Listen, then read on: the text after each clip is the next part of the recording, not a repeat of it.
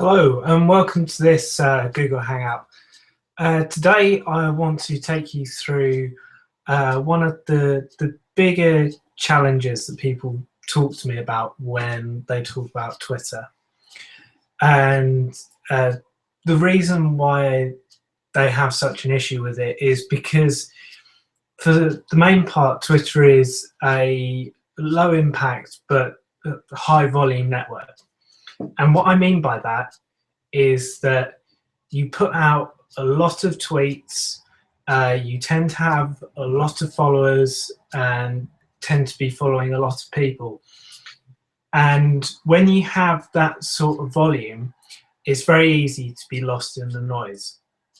So you'll see sort of in front of you, I put my own Twitter account up here, and you can see that I've got sort of in the region of 5,000 tweets that I've sent out.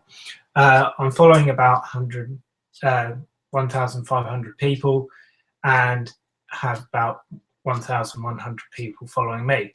So those are big numbers. They could be bigger numbers on Twitter, obviously, but that's not to take away from the size of those numbers. One of the best tools that you have to your advantage when it comes to using Twitter and using it effectively is the list system. And I'm going to take you through that quickly now. So you can access the list just by clicking up here on your profile and settings. You'll have a drop-down menu, and then you can click on the lists. It's really easy to set up a list. You can see it just there on the right-hand side of the screen, and you can use anything. You segment in any way that you want to. Right now, let's do the example and create a list called social media, and the description of it will be people who work in social media, because often you can find people who are in a similar industry to you are, and they're sharing great stuff that you'll want to share as well. In terms of publicity, you can either make it a public list, which means that anyone who looks on your Twitter profile can look at it and find it. But you can make it a private list, which means that only you can see it, and no one will be notified when they put it on when they're put on that list.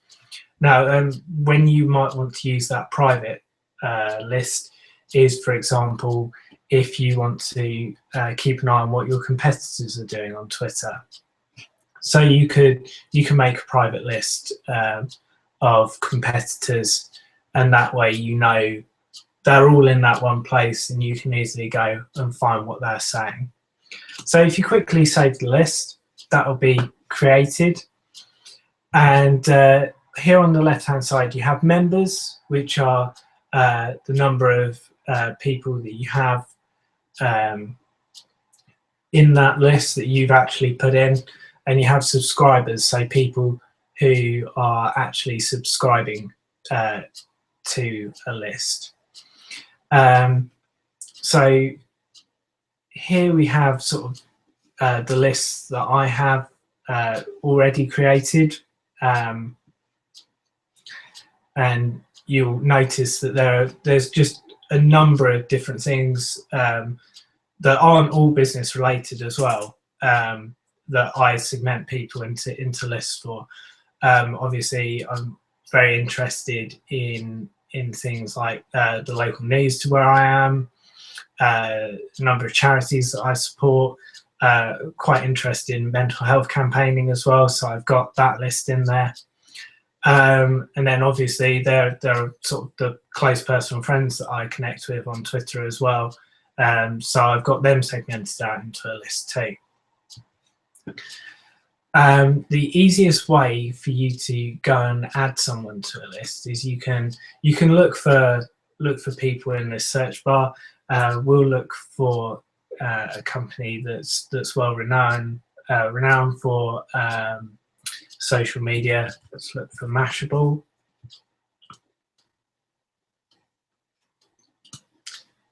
And then obviously what we can do is select to add or remove them from the list. Click on social media, cross that. And then if we go back to where we were in the lists, you'll see Mashable had been added in there easily. You can also do this from your timeline as well. So if we look down and, for example, here we've got the Independent. Not someone that I'd particularly want to add to the social media list because that's not what they primarily do. But we can again add and remove them from lists, and we can add them into news. So that's a quick overview of how to use Twitter lists. I hope you found it useful.